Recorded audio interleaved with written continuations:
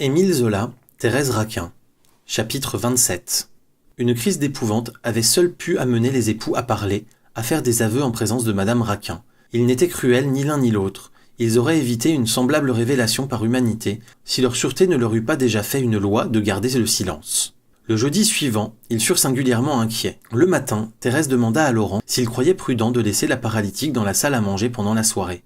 Elle savait tout et elle pouvait donner l'éveil. « Bah, répondit Laurent, il lui est impossible de remuer le petit doigt. Comment veux-tu qu'elle bavarde ? Elle trouvera peut-être un moyen, répondit Thérèse. Depuis l'autre soir, je lis dans ses yeux une pensée implacable. Non, vois-tu, le médecin m'a dit que tout était bien fini pour elle. Si elle parle encore une fois, elle parlera dans le dernier hoquet de l'agonie. Elle n'en a pas pour longtemps, va. Ce serait bête de charger encore notre conscience en l'empêchant d'assister à cette soirée. Thérèse frissonna. Tu ne m'as pas comprise, cria-t-elle. Oh, tu as raison, il y a assez de sang.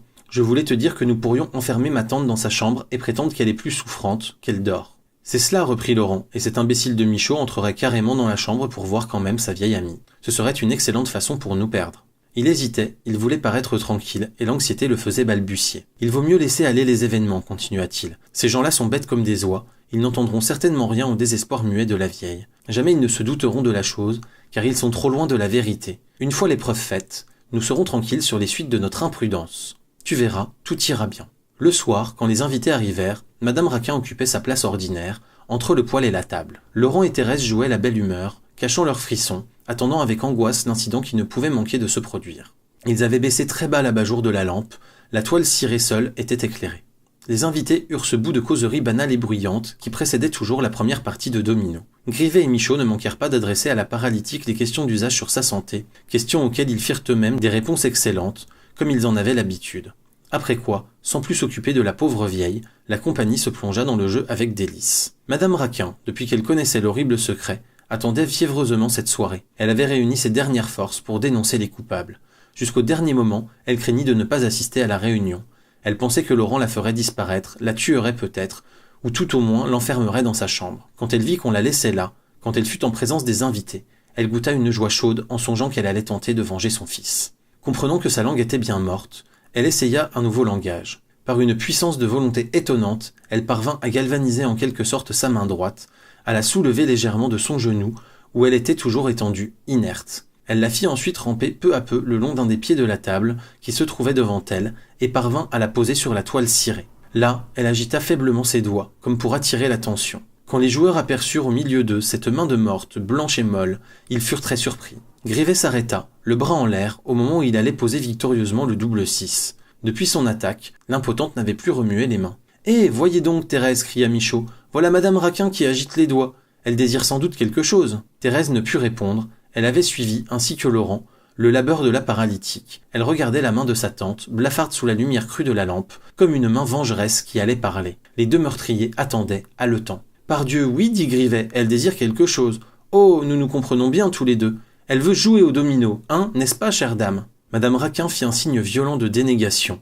Elle allongea un doigt, replia les autres, avec une peine infinie, et se mit à tracer péniblement des lettres sur la table. Elle n'avait pas indiqué quelques traits, que Grivet s'écria de nouveau avec triomphe. « Je comprends, elle dit que je fais bien de poser le double 6. » L'impotente jeta sur le vieil employé un regard terrible et reprit le mot qu'elle voulait écrire, mais, à chaque instant, Grivet l'interrompait en déclarant que c'était inutile, qu'il avait compris, et il avançait une sottise. Michaud finit par le faire taire. « Que diable, laissez parler madame Raquin, dit-il. Parlez, ma vieille amie. » Et il regarda sur la toile cirée, comme il aurait prêté l'oreille. Mais les doigts de la paralytique se lassaient.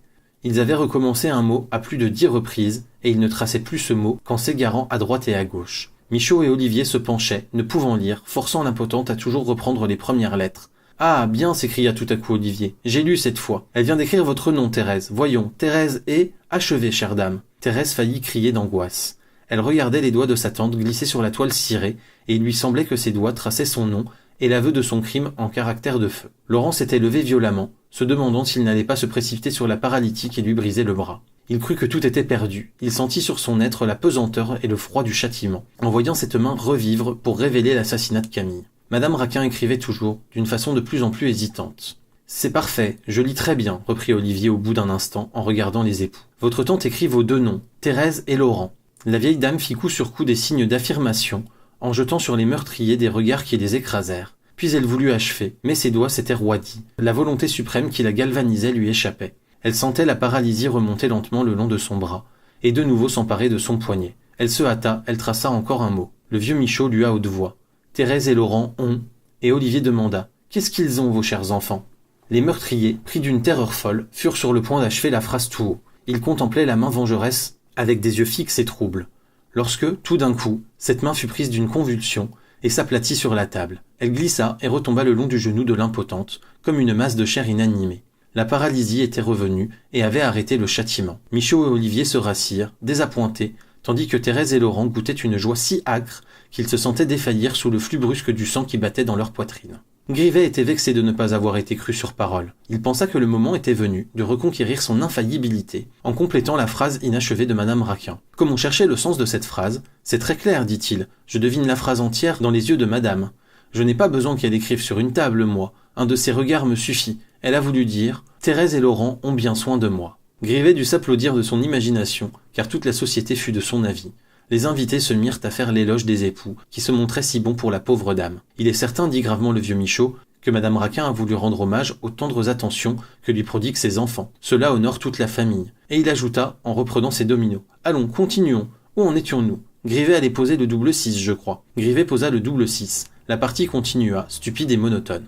La paralytique regardait sa main, abîmée dans un affreux désespoir. Sa main venait de la trahir. Elle la sentait lourde comme du plomb, maintenant. Jamais plus elle ne pourrait la soulever. Le ciel ne voulait pas que Camille fût vengée. Il retirait à sa mère le seul moyen de faire connaître aux hommes le meurtre dont il avait été la victime. Et la malheureuse se disait qu'elle n'était plus bonne qu'à aller rejoindre son enfant dans la terre. Elle baissa les paupières, se sentant inutile désormais, voulant se croire déjà dans la nuit du tombeau.